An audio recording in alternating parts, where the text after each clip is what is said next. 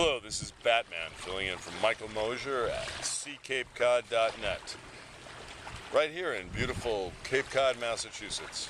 Greetings and salutations from the sun, sand, and surf of Cape Cod, Martha's Vineyard, and the foggy island of Nantucket. Great to be with you on this wet and wild Thursday morning, the 13th day of October 2011. It has been pouring since yesterday afternoon, as you can tell by the sunshine.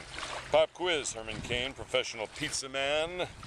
How much does the top 1/10 of the top 1%, you know, roughly 15,000 people here in the good old US of A, how much of a percentage earnings of the gross domestic product does that top bracket take home every year, in wages as it were? How much do you think, as we take a gander above at a boy looking out at what he can only dream of having one day? How much? 6%. That's right, a handful of people take home 6% of all the income in this giant pot of gold, steadily rising, I might add.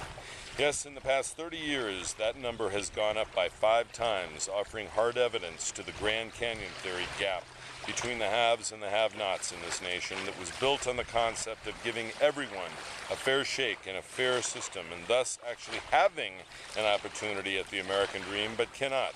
For the puppets in Washington, D.C. are all bought and paid for by the likes of billionaire industrialist plutocrats such as the Brothers Koch, not to be confused with the Brothers Grimm, famous for writing scary fairy tales such as Hansel and Gretel, a couple of crazy, madcap, fun-loving kids who got lost, just like the American people, in the woods one day, as the birds had eaten all of the breadcrumbs they had laid down to show them the way home. Greedy energy companies raping and pillaging our land, air, and water with our 596 deadly, unregulated, and secret chemicals used in the fracking process of attaining natural gas, as they allow those crappy fracking wellheads to leak those chemicals into the air and water sources of unsuspecting landowner victims because they are unregulated since the 2005 Halliburton loophole. Thanks, Dick. Victims who were gullible and naive enough to believe the natural gas industry, thus ending up at some crazy old woman's house who had plans to put them in an oven and eat them. Can someone say carbon dioxide emissions and the coincidental warming of the Earth's atmosphere, causing more powerful storms, rising sea levels, severe droughts, famines, and rising temperatures, prompting massive heat waves and devastating wildfires? Sure, I knew that you could. Yes, please don't confuse David and Charles Koch for that, as their dad lives right here in Osterville, and I have to live here, you know? I would never want to feel awkward in my own hometown. Laura Ingraham of Fox News recently held up a little sign that read, "Live on air, hug the rich," as the only explanation for this would be that her brain must have been replaced, just like Frankenstein's was in the classic film Young Frankenstein, starring the incomparable Gene Wilder, Marty Feldman, and the beautiful Terry Garr, with a brain that had a clear warning on it, sitting in a mason jar in a dark laboratory, stating in large, ominous penmanship, "abnormal brain," which Feldman mistakenly read when Wilder questioned Feldman as to why this monster was acting so angry, irrational, and antisocial, and what the name was of said brain when he retrieved it, stating, "I think his name was Abby something." To which Wilder responded as he grabbed a hold of Feldman's throat, "Are you telling me that we just put an abnormal brain in an 800-pound gorilla?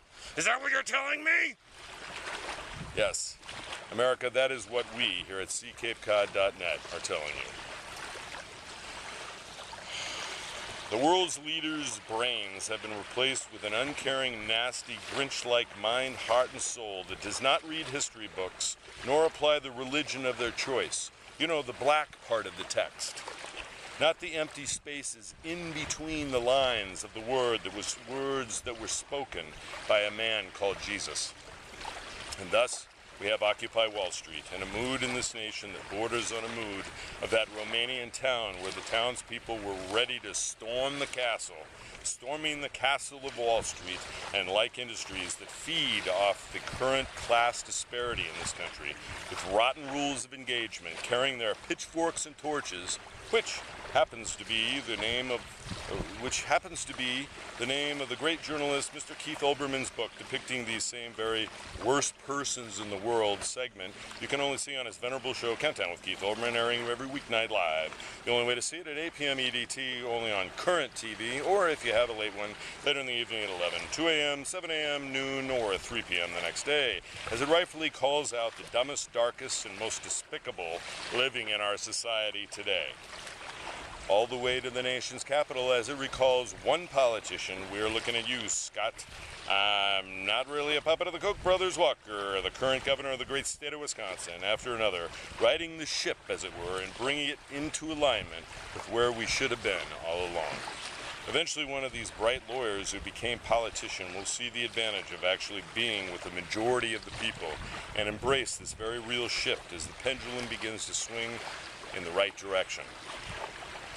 Have a nice day, and remember that your voice is not without power. That is what they want you to think, as they brainwash the public into a mantra that nothing can be done to change the current way it is in our tattered country right now. Hogwash. If the likes of Adams, Jefferson, Washington, Payne, Revere, and Franklin thought that way, we would not be sitting here sharing our thoughts and ideas in this series of tubes called the internet. Yuck! No, we would be a colony.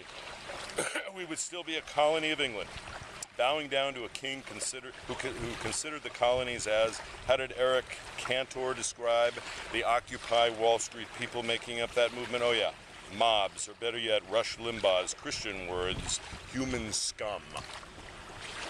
Have you looked in the mirror lately, Rush, old boy? Well, have ya? Preserve the wilderness. Peace.